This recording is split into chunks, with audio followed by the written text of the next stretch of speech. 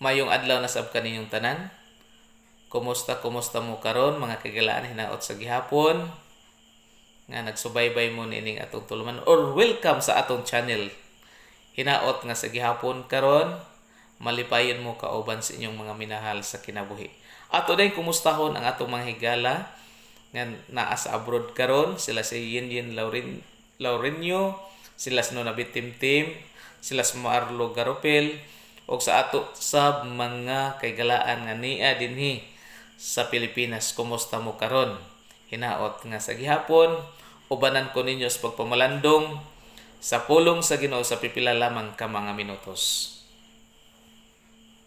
Ang topiko nga atong pagadalhon karon mga kaygalaan, giuluhan kini mga ilhanan sa pag-abot sa Ginoo.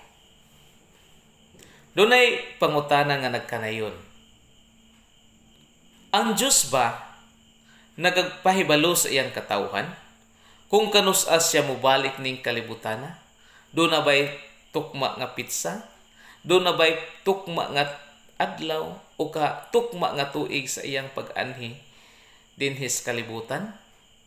Sa iyang ikaduhang pag-anhi? Ang Mateo Kapitulo 24, versikulo 36 nagkanayon. Apan may tungod sa mong adlaw ug takna, walay usa nga nasayod, bisan pa ang mga manulunda sa langit, bisan pa ang anak, gawas lamang sa amahan. So atong nabati mga kagalaan, kung maghisgot do na bay nakahibalo, kung unsa ang tukma nga pitsa sa pag-anhi ni Ginoong Hesus nining kalibutan, si ikaduha niyang pag-anhi, bisan pa mismo siya nga maong anak, matod pa niya, wa siya kabalo. Wala siya nakabalo. Bisan pa ang mga manulunda, gawas lang sa iyang amahan. Kung wala may tukma nga pitsa ang iyang pag-anhi, wala man nakabalo, kita, partikular kita mga kaygalaan. Doon na ba'y mga ilhanan nga gisulti si Ginoong Hesus sa iyang katauhan aron masayod kita nga hapit na siya mobalik nining yutaan. Ang Mateo Kapitulo 24 versikulo 37 padulong 39 naitubag dinhi mga kaigalaan. Matud pa, may maingon kaniadto sa mga adlaw ni Noe, mauman usab ang pag-abot sa anak sa tao. Kay maingon ni adtong adlaw sa wala pa ang lunop, sila na nagpangaon ug na nag-inom, na nagpangasawa ug na nagpamana hangtod sa pagsulod ni Noe sa arka, o sila walay kasayuran hangtod sa pag-abot sa lunop, o gianod silang tanan, maingon man usab niini ang pag-abot sa anak sa tawo. Mga kagalaan, atong napamalandong dinhi ang pulong mismo sa atong manluluwas nga matud pa niya dinhi. Ang iyang pagbalik maingon-ingon sa kaadlawan ni Noe. Unsa ang kinaiya sa mga tawo sa kaadlawan ni Noe? Nagpangaon, na nagpanginom, na nagpamalay, na nagpangasawa. Atong lantawon karon mga kagalaan, kung unsa ang sitwasyon nila sa diha nga misugod na og daghan ang mga tawo sa kalibutan sa wala pay lunop. Unsa ang basihanan sa mga tawo sa dinha nga mga sawa sila? Atong lantawon, kay ngano nga gisulti man ni Jesus nga maingon-ingon sa kaadlawan ni Noe. Ang Genesis Kapitulo 6 versikulo 2 nagsulti mga kagalaan. Matud pa dinhi, ug nahitabo sa misugod na og pagdaghan ang mga tawo sa ibabaw sa naong sa yuta, ug may nangataw kanila nga mga anak nga babay, nga sa pagkakita sa mga anak nga lalaki sa Dios, nga ang mga anak nga babay sa mga tawo nga sila mga maanyag, nangasawa sila sa tanan nilang ginapili. Atong halugwayon mga kagalaan ha, sa wala pa ang lunop sa misugod na og daghan ang mga tawo sa kalibutan, matud pa dinhi sa pagkakita sa mga anak nga lalaki sa Dios, nga ang mga anak nga babaye sa tao mga maanyag din ilang ipangasawa. Ang pangutana karon, kinsa maning mga anak nga lalaki sa Dios o kinsa kining mga anak nga babaye sa tao? Ang mga anak nga lalaki sa Dios nagrepresentar kini sa kaliwatan ni Seth, nga anak gyapon ni Adam og ni Eva. Og ang mga anak nga babae sa mga tawo nga gitawag maanyag, mao kini ang kaliwatan ni Cain nga kadtong masinupakon. So ang mga anak nga babae sa tawo, mga babae kadto nga unsa man maanyag ngano, unsa may nakaanyag, di ba? Siguro og matud pas uban na siguro na sila ni adto kanang giingon bas uban nga kilay kiniskisan, aping pinintalan, inana ba nga pagkasulti, wait pinapula, siguro inana maanyag na sila tan-awon sa pagkakita sa mga anak nga lalaki sa Dios, mga anak nga lalaki sa Dios. Ibali nagrepresentar sa kaliwat ni Seth. Ilang nakita, uy, mga maanyag man ang mga babae. Wala na sila gibasihan nga kinaiyang mga kigalaan, kundili ang ilang gibasihan sa kaminyoon, mauna lang gyud ang pagkaanyag. Muna itong pamalandungon ha, sa ilang kaadlawan, sa wala pa ang lunop, ang ilang basihanan sa pagkaminyo, mauna lang ang kaanyag. Sa atong kaadlawan karon mga kigalaan, kung atong pamalandungon karon, kay giingon man nga maingon-ingon sa kaadlawan ni Noe, kumusta man pud kaha karon ang pamaagis pagpangasawa? Kaniadto sa medyo bata pa ko mga kagalaan, ako gyung nasaksihan nga kun ang usa ka anak nga babae makit-an gani sa iyang mama nga mahalukan sa iyang gitawag nga uyab, basta makaahat gid og kaminyo. Kung di man maminyo, mapuno sa kulata. Kay matod pa nila, pakaulaw lang sa silingan, pakaulaw lang sa kaliwat. Pero karon ka, kumusta ka mga kagalaan? Wala ba kaha karon mulabaw pa sa panahon nila ni Noe? Ang pamaagi karon sa kaminyoon. Kaniadto mga kagalaan, naakaabot pagyud ko sa medyo bata pagyud ko, nga sa diha nga mamalay na ang usa ka lalaki ngadto siyang mahalang sa kinabuhi, mangandam gyud na kay nay pangayoon 5 ka baka, 5 ka hektaryang yuta, naapagay kumbira, basta kay daghan ang pangayoon. Labi na gyud kun ang babae o ang ginikanan sa babae wala kaayo makagusto sa lalaki. Pero karon mga kaigsuonan, naapa ba na? Murag wa naman siguro, no? Wala na, ngano man. Ha, ngano man? Tungod kay wala pa gani kasal, mag-ipo na kasagara karon mga kaigsuonan. So muna itong pamalandungon karon nga kibali wala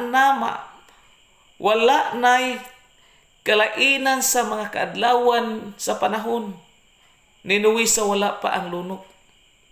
Nga ang mga tao karon, labi na gyud ang mga batan-on, dili man unta sala ang pagpangasawa, pero wa pa gani maminyo, nag-una-una na. I hope nga dili ta masakitan mga kaigsuonan. Ato lang ning gipamalandong karon nga mao gyud kini karon ang panghitabo kadaghanan puwira sa mga babae o sa mga lalaki nga mga buotan, dili man tanan mga kigalaan.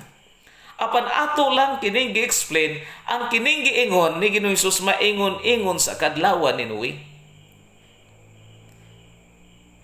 Kibali nga sa panahon sa kadlawan ni Noe, ang basihanan sa kaminyoon mauna lang ang kaanyag apan wala na basihi ang maong batasan ug ang maong pahamangno sa Ginoo kung unsa ang ilang angayan nga pilion nga isip ikapares sa ilang kinabuhi. Unsa pa gyud mga higala?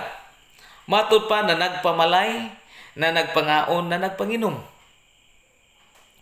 Nahinumdum ko mga kaigsuonan sa gisulti ni Isaias dinhis Isaias 22 versikulo 13 nga nag-ingon. Atong itandi-tandi ang balang kasulatan mga kaigsuonan. Dinhi si Isaias nagsulti sa kapitulo 22 versikulo 13 nga nagkanayon. Og ani akaron ang kalipay ug ang kasadya, ang pagpatay sa baka ug pag-ihaw ug mga karniro, ang pagkaon ug pag-inom og bino, mangaon kita ug manginom, kay ugma mga matay man kita. Kung atong pamalandungon mga kaigalaan, ikonik nato sa gisulti ni Jesus sa libro ni Mateo ug ni ining Isaias. Atong mahulagway nga ang mga hunahuna sa tao maulang gyud ang pagbuhong sa ilang kaugalingon. Maulang gyud ang pagpatuyang sa kaugalingon. Tungod kay ilang gihunahuna nga kun ang tao mamatay, wa na may bahin ninyo taa. Busa samtang buhi pa mao ang pagpatuyang sa kaugalingon. Walay pagpamalandong sama sa kaadlawan ni Noe nga matud pa na nag-inom na nagpangaon. Wala sila magpamalandong og maayo, wala sila magpakabana og maayo nga ang Dios nagpahimangno ngadto sa tanang mga tawo, pinaagi siyang alagad nga duna bayay lunop nga umalabot og kinahanglan ang tawo mag-andam. Nawala silang hunahuna mga kaigsuonan.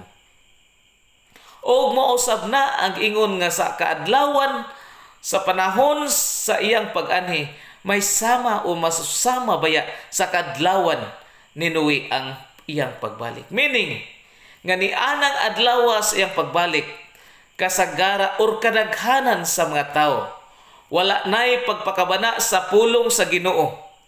Kanunay ang kalipay, ang pagpangita sa ilang kaugalingong kalipayan, ang pagpangita sa ilang kaugalingong katagbawan sa kinabuhi, o wala na'y panahon sa pagpamalandong o pagpangalagad diha sa Ginoo. Mo'y giingon nga sa diha nga wa sila kabalo nga misulod na diay sa arka si Noe, og wala sila makabalo nga unsa man. Matud pa din niyo atong basahon. Hangtod sa pagsulod ni Noe sa arka, og sila walay kasayuran sa pag-abot sa lunok. Nganong wa man sila kasayuran? Wala man sila'y pagpakabana. Kung imong imagine nun mga kaigalaan sa panahon nga misulod si Noe sa arka, kauban sa iyang asawa, kauban sa iyang tulo ka anak nga lalaki o kauban sa iyang tulo ka mga umagad. Doon na pagyoy daghan kaing mga katingalahan nga ilang nakita sa mga tao. Kung imong basahon ang Henesis, nag-record dito nga ang mga langgam nga mga limpyo sama sa mga salampati, sama sa mga tukmo, tagpito kaparisan. Pito kaparisan ang laki, o pito ang laki, pito ang bay, nga misulod sa arka, nga walay tao nga nagmandar, or nagmando. Og ang mga langgam nga mga mahugaw sama sa uwak, tagduha kaparisan. Kung imong imaginon mga kaigsuonan ni anang panahona, sa diha nga nang lupad ang mga langgam gikan sa kalasangan padulong sulod sa arka, nga kumplito eksakto ang numero tagpito ug tagduha kaparisan mo na gina. Pito kaparisan, duha kaparisan, misulod padulong sa arka. Kung imong tan-awon, kung atong hulagwayon ni anang panahona, ang mga tao siguro nga naa sa gawas sa arka, hilabihan nila katingala, hilabihan nilang pagtanaw, nahibulong sila ngano ang mga mananap o ang mga langga misulod, nga wala man untay tao, nga naggiya kanila. O kung imong tan-awon usab ang mga mananap nga gikan sa kalasangan, marching padulong usab sa arka, sama sa leon, sama sa mga tigre, sama sa mga kabaw. Ang mga mahugaw, tagduha kaparisan. Ang mga mahinlo, tagpito kaparisan nga misulod. Marching in order mga kaigsuunan. Gikan sa pinakaisog nga mananap, nga gikan sa lasang, mo'y naguna, padulong sa arka, hangtod sa pinakahuyang nga mananap. Kung atong tan-awon ni anang mga panahuna, kung kita siguro naabutan niya na, ang mga tao, mga kaigsuunan ni anang panahon na, sige lag katingala, sige lag hala, pero wa gyoy panahon sa pagpangandam, wa nakapamalandong nga ang Ginoo do na bayay, lunop nga moabot. Unsalay ilang Ginoo sinuwi na himo nga buang-buang sa ilang panglantaw. Pero sa dinha nga miabot na ang lunop mga kaigsuunan, dili ra baya to lunop nga basta-basta, usa kadto ka bagyo. Nganuman ang mga kahoy na nga ibot, kung imong lantawon sa pagsugod sa baha, ang mga tinubdan sa tubig na nga abli, meaning hinulbo. Kusog kayo ang ulbo, mibuswang ang matinubdan sa tubig mga kaigalaan. Kung atong lantawon ang mga tao ni ato, sugod nag-adto kang Noe. Pero kay wa may panahon si Noe nga makaabli, kay dili man siya ang trangka or nagpadlak sa maong pultahan mga kigalan. So ang mga tao, imong mga ma-imagine nga ang mga dagkong mananap ilang gilambing, ilang gisakyan padulong ngadto sa bukid, imo ginang maulagway. Og samtang nag-adto sila sa bukid, ang bukid nga ilang gisakan maunsa man pod, malunupan man. So posible kat-kat sila sa kahoy, ang kahoy gibagyo giibot man mga kigalaan.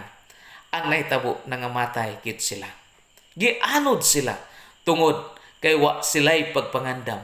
Ang naas ilang hunahuna, maulang ang kalipayan apan ang pagpangandam sa mao nga gipahamangno sa Ginoo, wala sila'y pagtagad ni ana mga kaigalaan. Ato pong pamalandungon karon sa atong panahon. Aron atong matulutimbang karon ang atong kaadlawan. Sa panahon ni Noe, dunay mga ilhanan nga gipakita. Nga sa dili pa moabot ang kalaglagan, dunay mga ilhanan para sila unta nga makaandam, nga makasulod sila sa arka aron sila maluwas sa maong kalaggikan sa dakong kalaglagan. Sa atong panahon karon mga kaigsuunan, kay gitawag man og maingon-ingon sa kadlawan ni Noe. Unsa man pod ang mga ilhanan nga gipakita sa Dios kanato karon aron atong masabtan nga ang pagbalik ni Ginoong Hesus nining yutaa haduol na. Dunay daghang mga ilhanan mga kaigsuunan, apan gusto lang akong i-share kaninyo ang gisulti dinhi sa Mateo 24 versikulo 8 og sa Lucas kapitulo 21 10 padulong 11. Ato ning pamalandungon karon mga kaigalaan. Matud pa, unya miingon siya kanila, magubat ang nasod batok sa nasod, o gingharian batok sa gingharian, may tabo ang makusog nga mga linog sa nagkalainlaing mga dapit, adto ang mga gutom og mga kamatay, og unya may makalisang nga talad-awon og dagkong mga ilhanan gikan sa langit. Kining gubat, perminti na sa tuwa, no? Kining linog, perminti na sa tuwa. Sa 18th century, 16 lang. O sa 1st century, mga kaigsuunan, doon na lay 16 kalinog ang natali. Pagka 18th centuries, miabot na og 34 kalinog ang natali. Pag abot sa 20th centuries, dili mo minus sa 3,000 kalinog matag tuig. Hilabihan ka doble, no? Giingon din dunay linog og kamatay og mga katingalahang ilhanan. Dinhilantas kamatay mga kaigsuunan. Dili ba? Karon sa ato nahadlok kitag maayo, daghan kaayong nahadlok tungod sa kamatay nga karon ni kuyanap sa tibuok kalibutan. Kana siya maoy ilhanan. Matud pa ni Ginoong Hesus nga gi-record usab ni Matthew sa kapitulo 24 bersikulo 8. Matud pa niya, kining tanan maulamay sinugdanan sa mga kasakit. Pero mangutana ta mga kaigsuonan, gikan pa kaniadto sa pagsulti ni Ginoong Hesus na anay mga nanay linog panagsa, hangtod karon na ana po'y mga gubat buot pasabot, sinugdanan lang, wa pagintas tunga-tunga, wa pagintas sa katapusan. Sinugdanan lang gyapon is kasakit. Kini nga kasakit mga kagalaan, sa Grego pa ni gitawag nig-udin. Kana gitawag kasakit sa pagpanganak. Unsa ning kasakit sa pagpanganak? Ang kasakit sa pagpanganak mga kaigsuonan dili diretso nga hag-as sakit na gid kaayong waylo nga unya mo anak kadayon, dili yun ana. Primero, sakit-sakit sa og pila ka minuto, interval og 3 ka oras. Sunod magkaunam og kaduol, siguro duha na lang ka oras mo sakit na pud. Sunod usa na lang ka oras mo balik na pud ang sakit. Hangtod 30 minutos na lang ang sakit. Hangtod magkasubsob 15 minutos na lang gyud ang sakit ang interval. Hangtod wa na gyoy lunga ang sakit sa pagpanganak, nagpasabot nga unsa man moingon ang manabangon, iutong kay manganak kana. Mao kini ang gisulti ni Ginoong Hesus, kining giingon nga mga ilhanan, kining giingon kasakit sa pagpanganak nga kun ang mga ilhanan karon kining mga linog, kamatay, baha, kung atong lantawon kini siya mga kaigsuonan, kung di nagid ni siya mulunga sa ato, linog dito, kamatay diri, gubat dito, di na masulbad sa atong pangulos, sa atong nasod, kana siya nagpasabot na nga mubalik na siya. Kung ang mga kalamidad, kung ang mga kamatay, kung ang mga gubat wa na gani paghunong, kana nagpasabot nga si Ginoong Hesus mubalik na. Kumusta man karon mga kaigsuonan? Di ba? Sobra ka paspas karon ang mga panghitabo. Sobra kaayo kapaspas ang mga kalamidad karon nga miabot kanato. Kana siya mao kanay buhing ilhanan nga nagpakita nga ang pagbalik ni Ginoong Hesus haduol na. Busa unsa may atong buhaton? Unsa may atong buhaton kay kining mga ilhanan karon nga atong makita sama ning kamatay mo kani ilhanan mga kigalaan nga ang pagbalik sa Ginoo haduol na. Unsa man ang atong pagabuhaton karon? Kung si Pablo ang atong pangutan-on, nagsulti siya, pinaagi siyang libro dinha sa Roma kapitulo 13 bersikulo 11. Matud pa, o gawas pa niini, kamusayod kun unsa ng panahon na karon, nga takna na karon, nga kinahanglan managmata kamo, gikan sa pagkatulog, kay ang atong kaluwasan, labaw pa kaduol kanato karon, kaysa diha nga bag-o pa kitang mituo. So kung atong hunaw-naon, kung si Pablo ang atong pangutan-on, kinahanglan sa atong pagtulog-tulog espirituhanon, nga medyo wa kita'y pagpangandam alang sa pagsugat ni Ginoong Hesus. Panahon na kini karon nga mahigbata. Kinahanglan buhion nato ang atong espirituhanong pagpangalagad, kay matud pa niya, mas duol na karon ang atong kaluwasan kaysa kaniadto nga bag-o pa kita nga midawat sa Ginoo. Gani sa bersikulo 12 dunay punto nga nag-ingon siya. Ang kagabion talitapos na ug ang adlaw ngabot na. Meaning ang kagabion nagpasabot nga ang pagsira sa kaluwasan hapit na. Busa niining panahon na. Angayan na karon kita magbag-os tong kinabuhi. Panahon na karon nga atong pangutan-on ang atong kaugalingon. Nga kun mobalik man si Ginoong Hesus ninyo taa, andam baka ko nga mosugat kaniya. Si Ginoong Hesus mga kaigsuonan, doon na sab siya gisulti. Doon na sab siya tambag kanato, doon na sab siya padasig kanato, samtang dinhi pa siya syuta. Samtang nagsulti siya sa mga ilhanan nga mahitabo sa dili pa siya mobalik ninyo ta. Matud pa niya sa Lucas 21 versikulo 28. Nagkanayon siya dinhi. Inigsugod nagkahitabo ni ining mga butanga. Iyahat ninyo ang inyong mga mata og ihangad ninyo ang inyong mga ulo kay ang inyong kaluwasan nagkahiduol na. Si Ginoong Hesus mismo nagpamulong ni ini mga kaigsuonan. Sulayan daw nato karon, kanang ipraktikal nato mga kagalaan. Sulayan daw nato og yahat ang atong mga mata ngadto kay tas-an. Pero ang atong ulo padulong duko di ta mohangad. Sulay daw kuno ninyo mga kaigsuonan. Ang inyong mata iyahat padulong sa taas.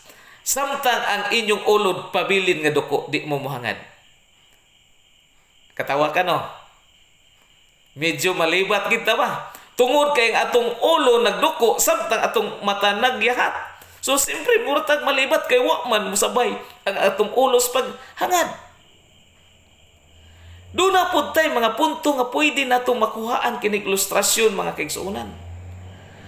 Kung samtang gusto ta nga mga lagad, kay nakakita na ta sa mga ilhanan, nga dool na mobalik sa Ginoong Hesus, apan ang atong mga handom ni alang gihapon ninyo taa.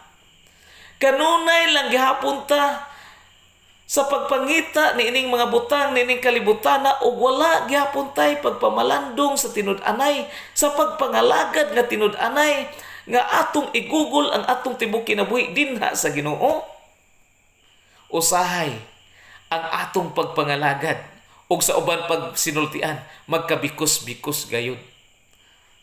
Ngano man tungod kay gusto kita nga makaangko ni anang kinabuhi nga walay katapusan sa pagbalik unya ni Ginoong Hesus nininyo taa, apan ang atong handom pabilin pa man nining kalibutana. Gusto pa man kita mutagbaw nining kalibutana, mo'y hinungdan usahay ang atong pagpangalagad maapektuhan.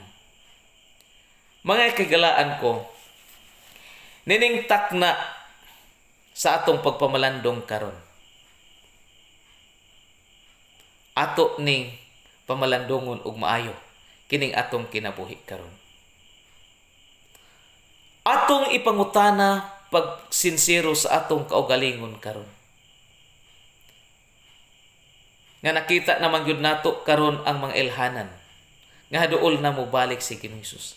Pero ang pangutana nga akong ibilin karon, kung mobalik si Ginoong Hesus nininyo taa, andam baka kita sa pagsugat ngadto kaniya? Ako nagalaom mga kagalaan nga unta kini nga mensahe nahimong panalangin sa matag usa kanato. Og nining taknaa atong iampo nga unta samtang doon na pa'y higayon sa pagpangandam. Ikaw ug ako, mga lagad na unta nga sincero diha sa Ginoo. Ang Diyos magapanalangin kanatong tanan.